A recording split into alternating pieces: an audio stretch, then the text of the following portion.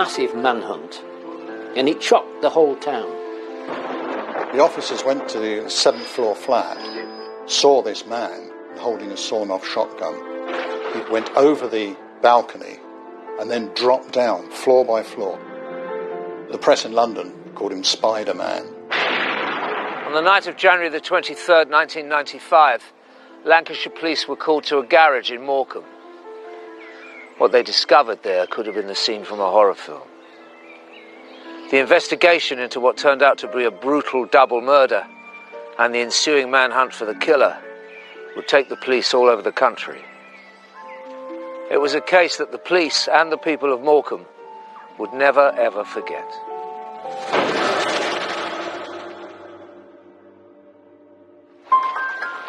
In January 1995, Morecambe, a picturesque seaside town in Lancashire, was about to become front-page news when the dead body of a man was found. DCI Graham Gooch from Lancashire Constabulary was to lead what would become an unprecedented investigation. On the night in question, I was the duty on-call senior investigating officer, but sound asleep in bed, and then about 2 o'clock in the morning, the phone went, which means something awful's happened somewhere. So took the call and they said they'd had a murder at Morecambe. The officers had been faced with a gruesome scene at a garage on the Whiteland industrial estate. The dead body had been severely battered. They tell you basically what's happened, and then you start thinking, what am I going to need? Where shall I rendezvous with the officers on the scene? And start the process rolling. DCI Colin Mooney was appointed as Deputy Senior Investigating Officer on the case, an unusual one for this normally quiet holiday resort. Morecambe's quite a low crime area to live in, particularly compared with other areas of Lancashire. It's got a great beach, and it's got the estuary. There's a famous walk across the Morecambe Bay, a guided walk. It's not the big razzmatazz of Blackpool, no big rides and things like that, but it has its own lovely appeal. The Queen Mother once came to Morecambe and described Morecambe's view as a $65,000 view. I would say Morecambe's probably one of the very safest places to live. It's sort of like a bit of a sleepy town. There's not really that much horrendous trouble, you know. The wives of 49-year-old Tony Morocco and 29-year-old Paul Sandham had phoned the police, worried about their husbands who had worked at the garage together and not returned home. They were creatures of habit. They'd finish their work about 5 o'clock and go home. And this night, they hadn't. The officers went to the garage with the relatives, and it was locked. And then they found somebody who's got a key to come along and unlock it. So the premises were locked. And inside, then they'd found this scene of destruction. Clearly, it looked as though someone had been playing dodgems with the cars, and there was smashed office furniture, smashed cabinets. And on the floor was the body of Tony Morocco.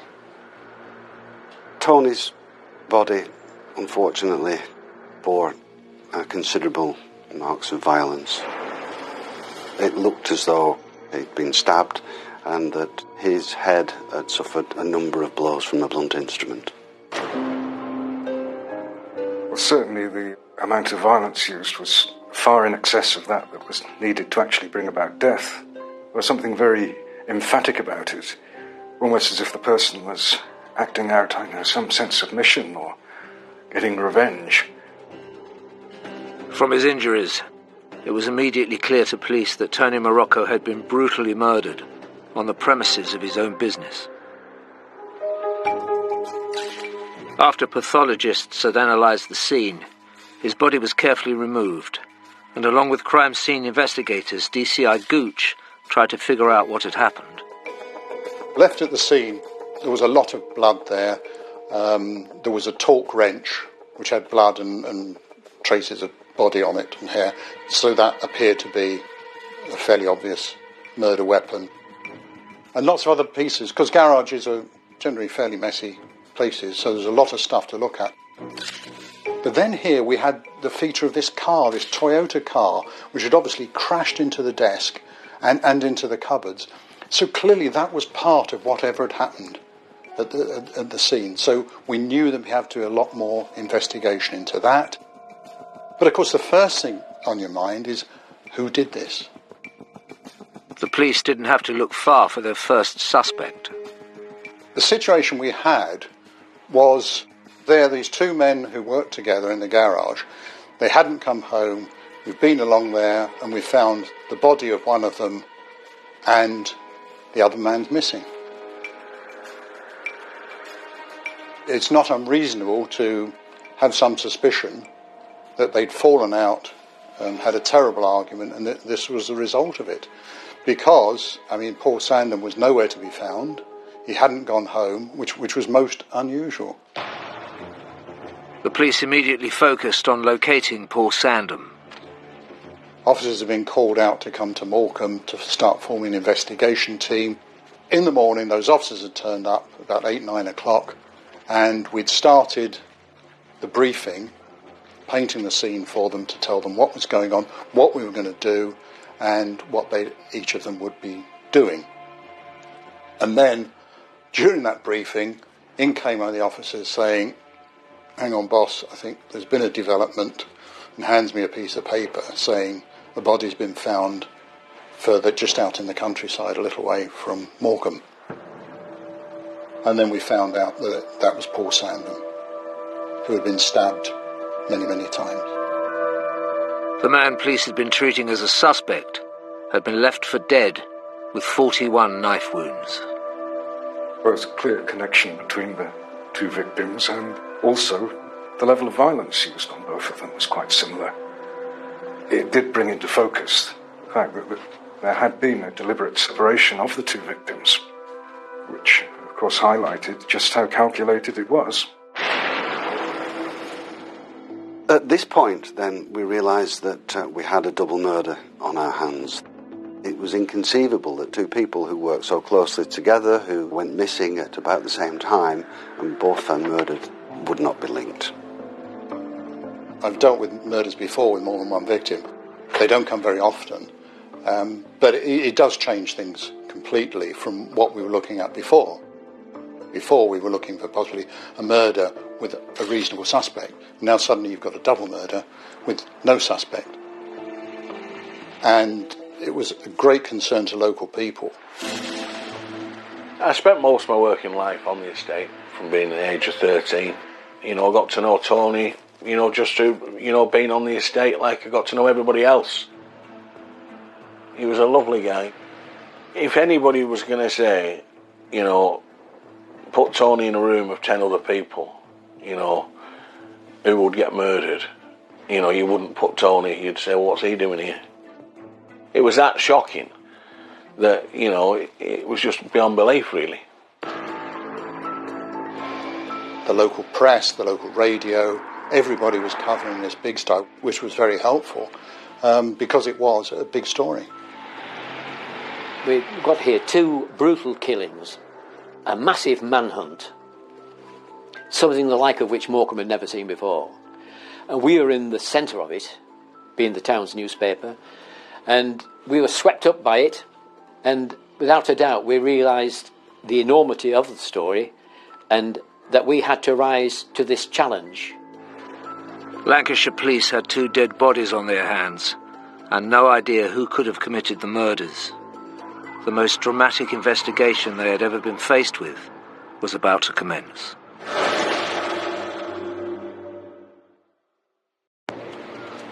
Police in Morecambe were dealing with a brutal double murder and no suspect. The body of Tony Morocco had been found at his garage business, and his co-worker Paul Sandham was found a mile down the road in a field. He'd been stabbed 41 times. When people learned of what had happened to Tony and Paul, it was just pure shock.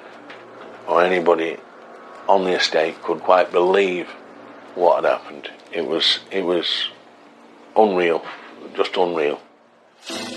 Tony Morocco was very well known. He had a wide circle of friends and a big customer base.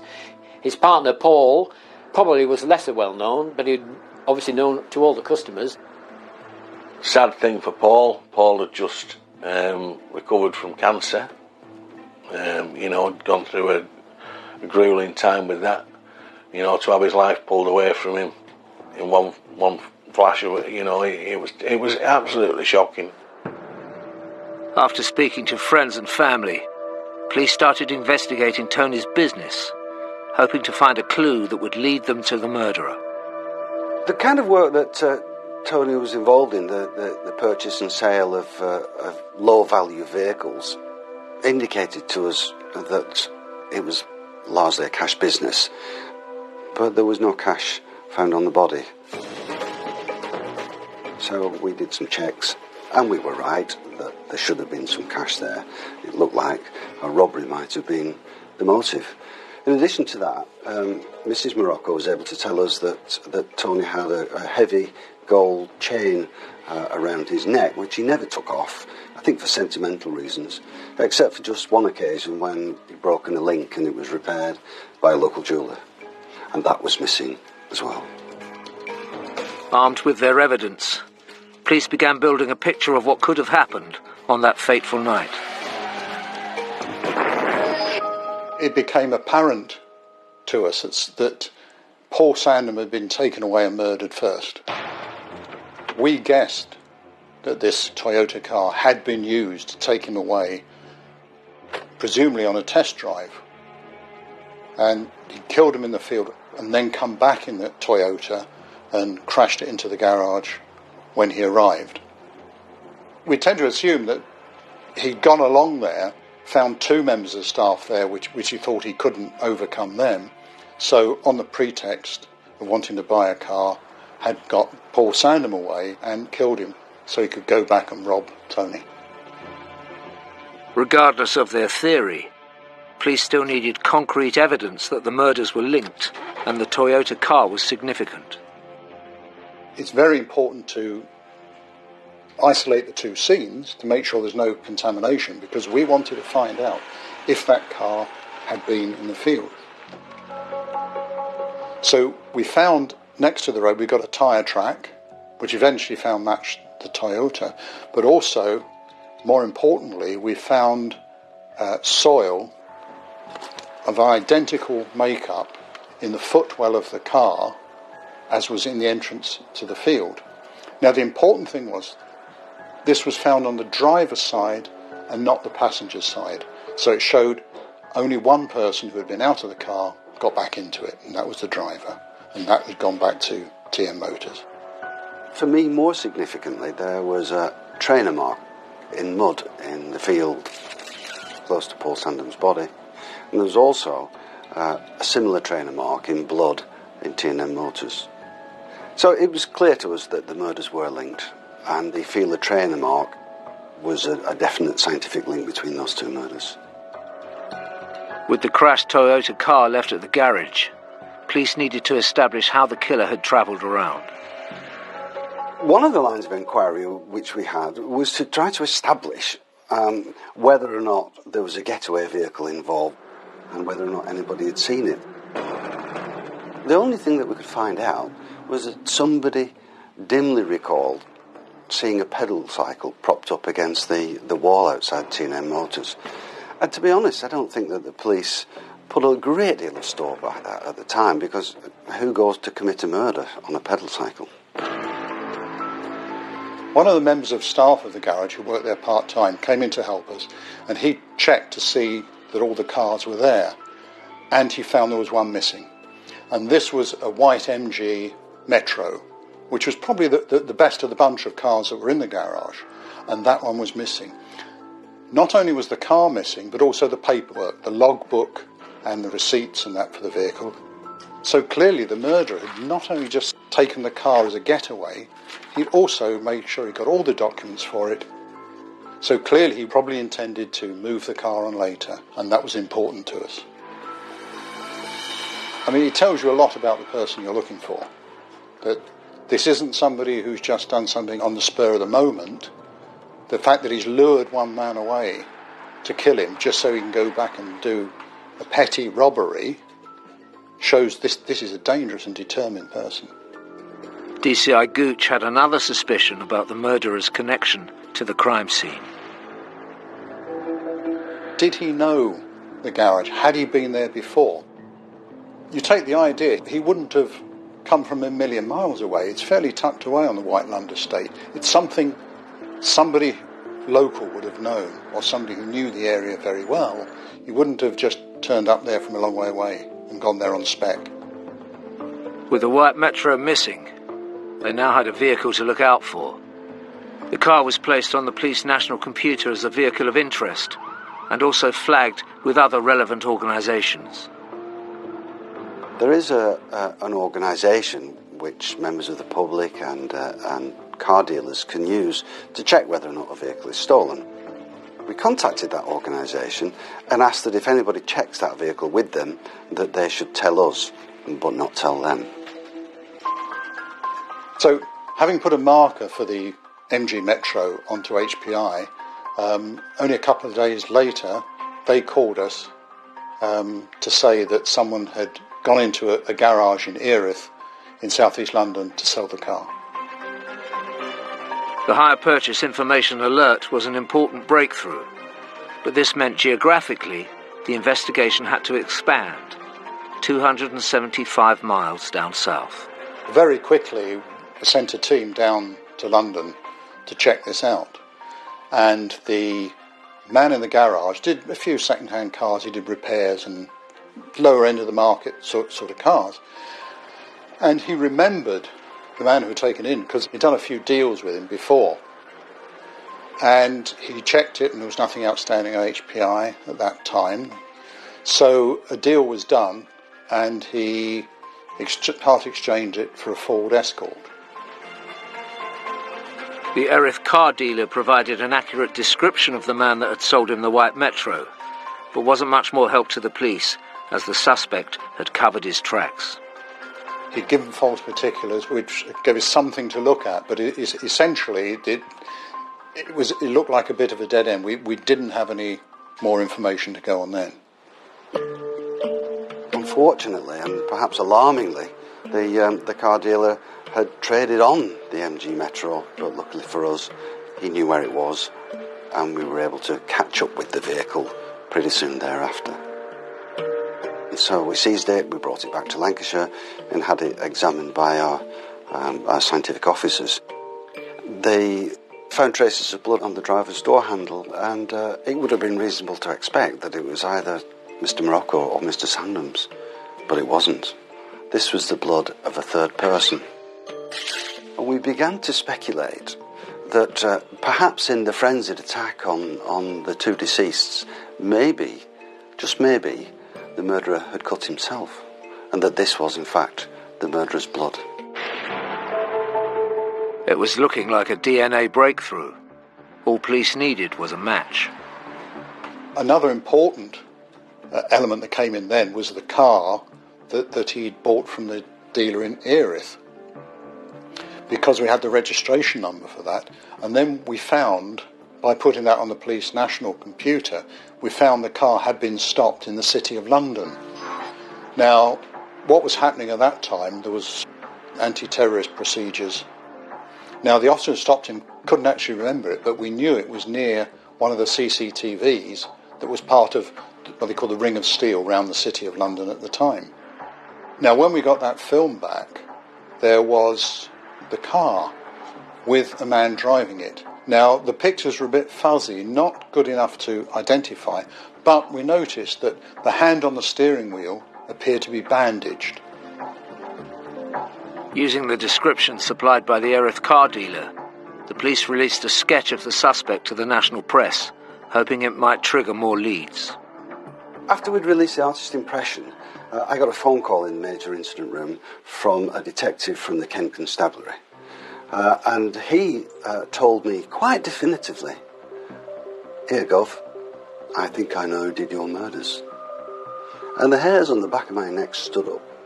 This sounded like a breakthrough. There appeared to be a link with a man who'd been robbing jewellery shops in Kent. There was some CCTV footage of one of the robberies where the offender was particularly and gratuitously violent towards the shop assistant, punching her in the face when there's absolutely no need to do that. DC Cullen was one of the officers involved in that investigation. He told me that he thought the person responsible for our murders was a man by the name of Terence Derrick Clifton. Clifton was a suspect in the robberies, and having seen the artist's impression of the man Lancashire police were trying to track down, DC Cullen had thought the resemblance uncanny. We did some quick checks on the name and the date of birth provided to us by Dick Cullen, and I was delighted to find that Clifton had a conviction in Lancashire, but not just Lancashire, Morecambe. This clearly made a connection between a man who lived in the South East London area and sleepy old Morecambe in Lancashire. I think when the link was made with the earlier crimes, the robberies of the jewellers, for example, it became apparent that this was an individual who was on the fringes of society, who seemed to see himself as outside the law, somebody who's very much playing by his own rules, maybe with his own sense of purpose. Armed with their new evidence, the police moved quickly. The hunt was on for Terry Clifton.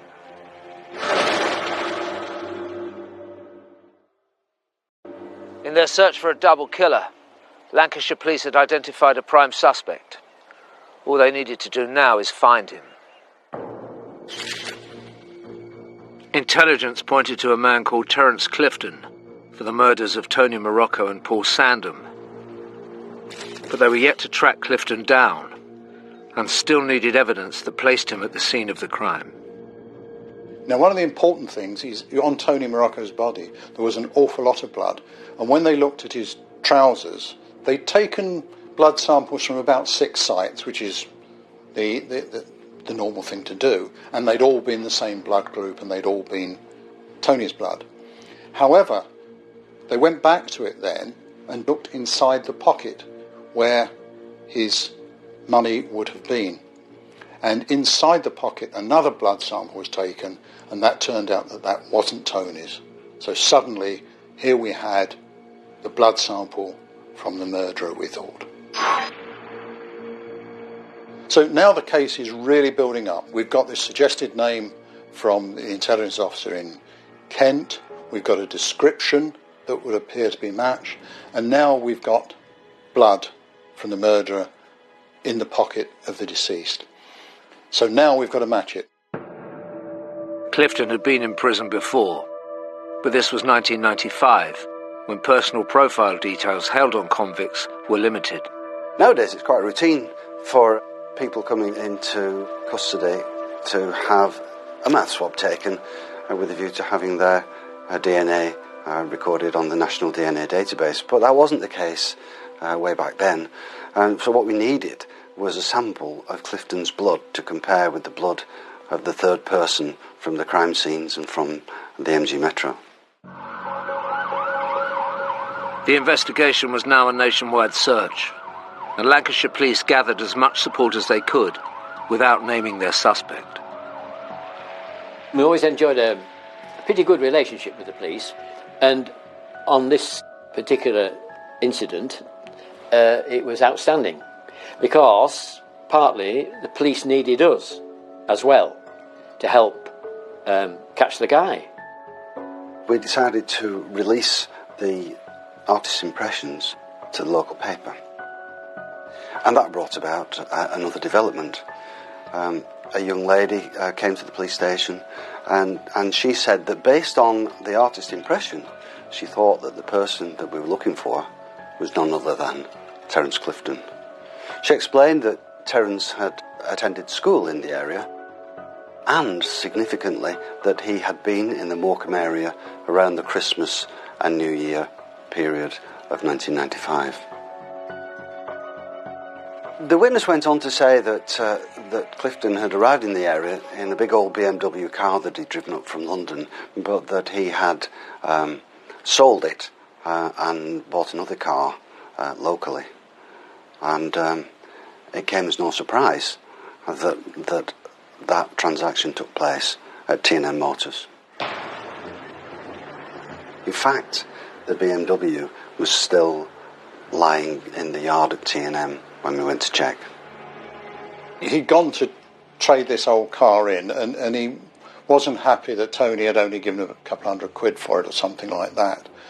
And then he wanted money because there was petrol in the tank. And Tony took out his big wad of money and peeled off a fiver and said, there's £5 for the petrol. And he very much resented that. The police now had an additional motive for the murders: revenge.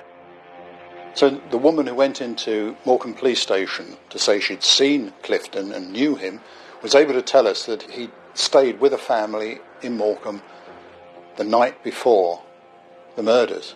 And when we saw them, they were able to tell us, yes, he'd stayed there the night before. The people that Clifton had been staying with were also able to say that one day he came out onto the street where his car was parked to find that the tyres had been slashed, and he was extremely annoyed. He turned to his schoolmate, the person he'd been stopping with, and asked to borrow his pedal cycle, saying that he was going to go down to the Whiteland estate where he knew a couple of blokes who were going to sort him out a motor. This, of course, explained why no car was seen at T&M Motors, and explained the presence of a pedal cycle propped up against the door at the relevant time. A little while later, Clifton appeared back at the family home. Then he was driving a white hatchback car, and the pedal cycle belonging to the young man with whom he'd been staying was sticking out the back. So he returned the pedal cycle and set off, saying that he was bound back for London.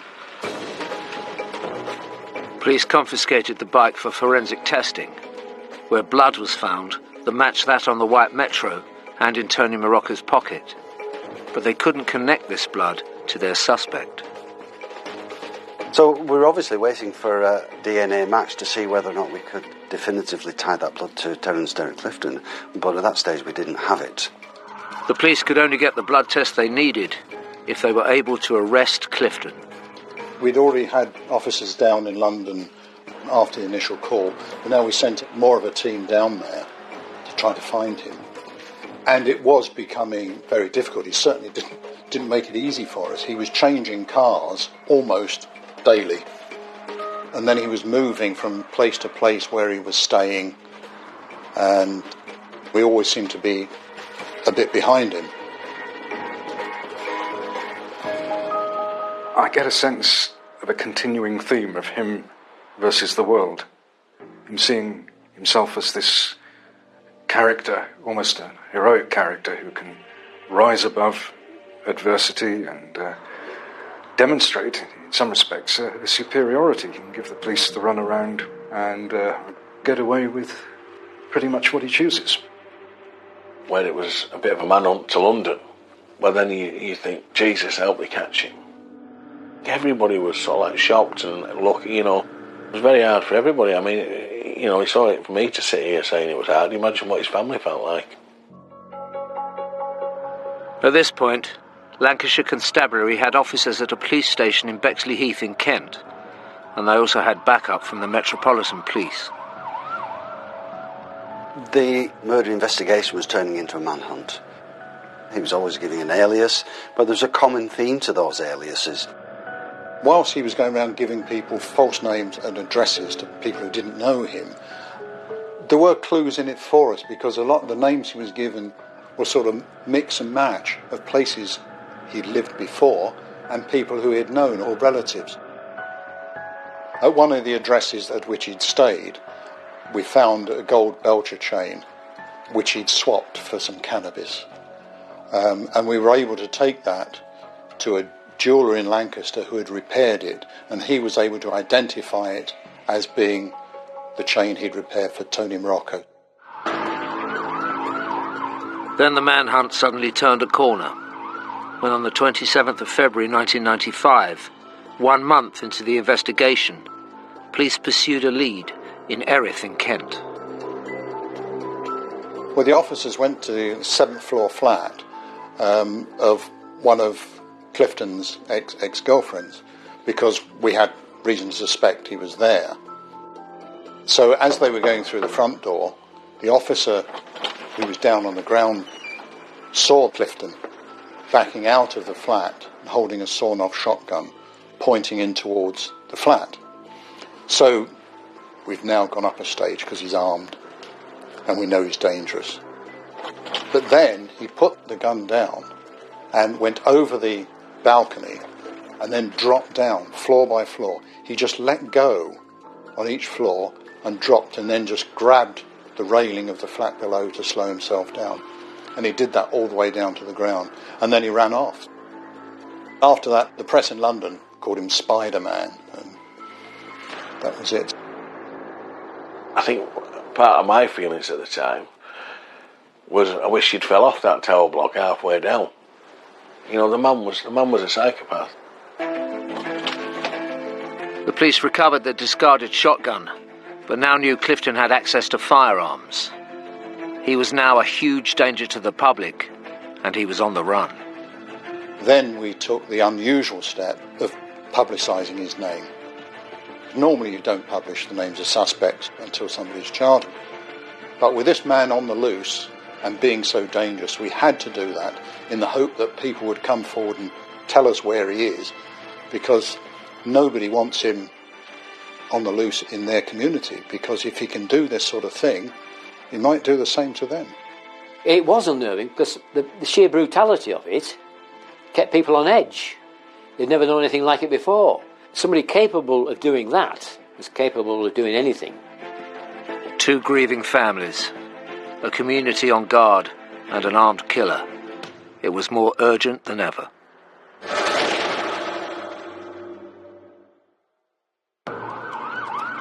The police were closing in on Terence Clifton, who they believed had killed Tony Morocco and Paul Sandham in cold blood. The London team had been chasing down the long chain of cars that Clifton had been buying and selling on. And they were hot on the trail of one particular car when they identified it parked up in a street. So the Metropolitan Police, firearms team and Lancashire officers kept a watch on the car. And a man came to the car and got in. He was immediately surrounded by the armed officers and was arrested at gunpoint. Unfortunately, it wasn't Clifton. It was, however, a man who'd bought the car from Clifton only a number of hours previously. And once he'd been dusted down, he was able to tell us that, and to tell us the car that Clifton had bought off him. We were now only hours behind our suspect. Clifton was reported to be driving an Austin Montego. Now, in possession of information that he was in the Montego motor car, there were a number of officers plotted up in the area, and then 2 officers saw him get into the car, and then he went round and parked up in Finstead Road. It was called in, and the armed team then went in, and he was arrested. He surrendered straight away. Finally, they'd got Clifton. Arrested at gunpoint on the 6th of March 1995, 6 weeks after the murders. We had him now. And so it's a great relief that this man's no longer on the streets. He's a very dangerous man, and he's now locked up. So that was a huge relief. But then, you see, the job from my end of things particularly is really just starting, because now you've got to put all that evidence together to turn it into a case of admissible evidence. When news of the arrest came through, it came as a relief to us, and I think also to our readers and obviously the families, that we were able to print the fact that finally this person the police have been looking for so long, and who had been involved in so many escape dramas, had finally been arrested, and that we were getting somewhere. Police needed to prove that blood found on the stolen white Metro, the pushbike connected to the crime, and in Tony Morocco's pocket, belonged to Clifton. They took DNA swabs from him and awaited the results. Yes, having been arrested down in London, then obviously he had to be brought up to Lancaster, where he was held, and we questioned him, and he thought he could be cleverer than us, if you like, because he was told briefly what the evidence was. And he said he happened to be walking through the White Lund Industrial Estate, like you do, And he'd seen this car parked at the roadside, the white Metro, with the keys in it and all the documents lying on the seat. And he just intended to steal the car. And that was his defence. He was rational, he was polite, he admitted the theft of the MG Metro, but claimed that he had nothing to do whatsoever with the murders. So, following the interviews, we decided that we were going to charge him, notwithstanding the fact that we didn't have the DNA evidence at that stage. We did feel that we had sufficient evidence to charge, and we did. Clifton was remanded in custody while he awaited trial, and several weeks later the results of his DNA swab came through, which, as police suspected, was a match with DNA evidence from the double murder. We had this man with a history of extreme violence. We had a man who knew the area, despite the fact he had a London address. He'd been to school in Morecambe. He was known to be in the area. He'd borrowed a bicycle to go to the garage and had come back later with the white Metro, with the bicycle in it, with blood on it, which was his blood. Then we had his blood in Tony Morocco's pocket at the scene. We then had footprints at the scene of that murder and at the scene of Paul Sandham's murder. We could link the two scenes again because of the earth from the field and the earth in the driver's footwell of the Toyota that Clifton had then driven back to the garage. We've got the Belcher chain that was found in London that he'd swapped for some cannabis, which we could then identify positively as being Tony Morocco's. So we got an awful lot of evidence to make a case for the prosecution. So in the next few months, Clifton made a number of appearances, both at the Crown Court and at the Magistrates' Court, as part of the process leading towards his eventual trial.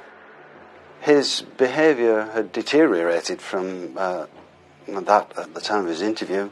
He assaulted a prison officer on one occasion and blew raspberries at the judge on another occasion.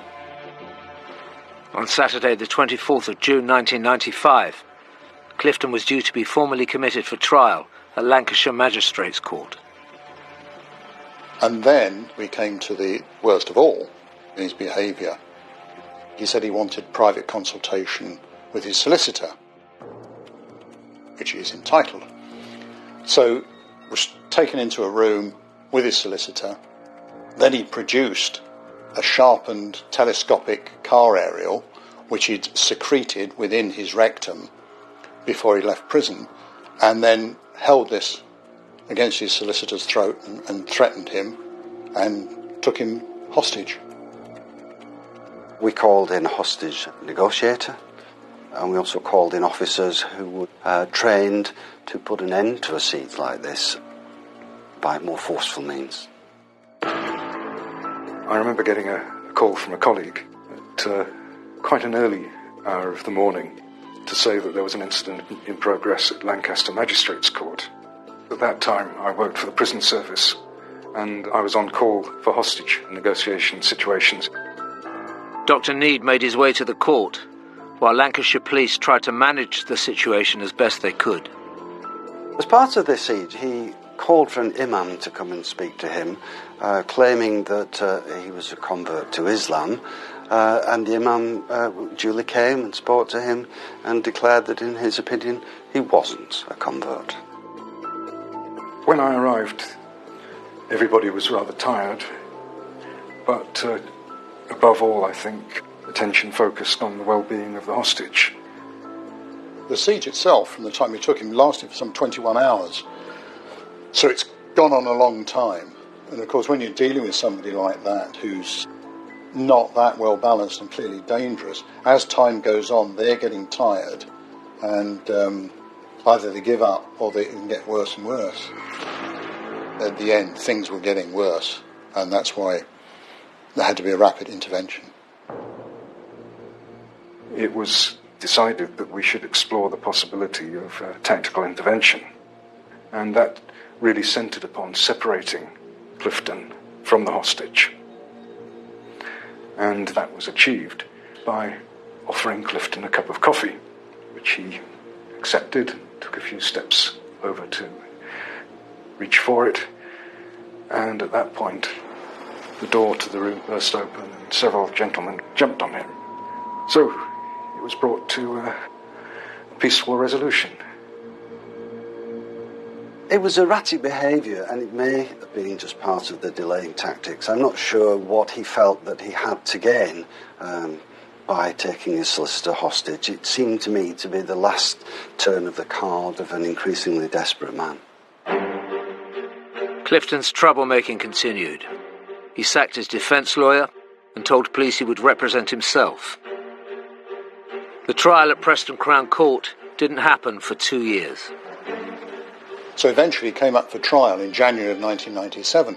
And then when it came to the day of trial, he refused to come out of the cell and face his own trial.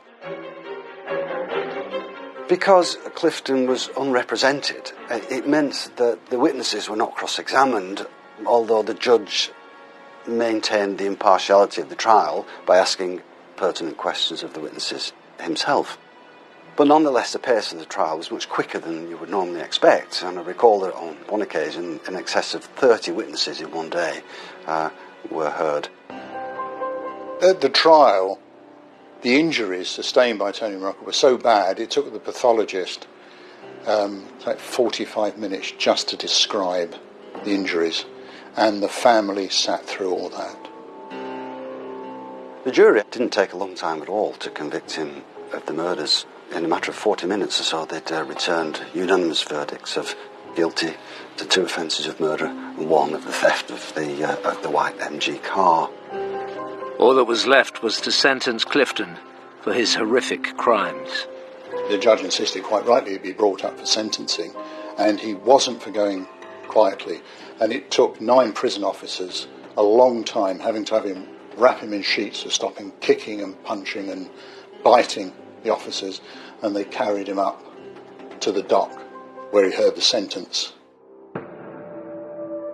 He was sentenced to life imprisonment twice over for each of the murders and 4 years for stealing the car. The family who'd sat throughout the trial listened to the dreadful things that happened to their relatives, and I think they were very relieved at the outcome of the trial and the fact that he was going away, hopefully forever. It was the most shocking and demanding investigation Lancashire police had ever seen, but finally it had come to an end. The chain of events, working backwards from the siege to the escape from the balcony, the fact that it was a double murder, the fact that it was a manhunt, I just don't think that anybody could have written a credible script that could have fitted our scenario. We knew we weren't far away, and we knew if we kept going, then eventually we'd get him, and we did. After 3 months playing cat and mouse with the police, a sensational escape and a hostage situation, Terry Clifton would be an old man if and when he was ever released. And finally, the town of Morecambe could start trying to get back to normal. With 5-star reviews across the board and immense performances from Jodie Foster and Kaylee Reese, True Detective Night Country is available now on Sky Atlantic.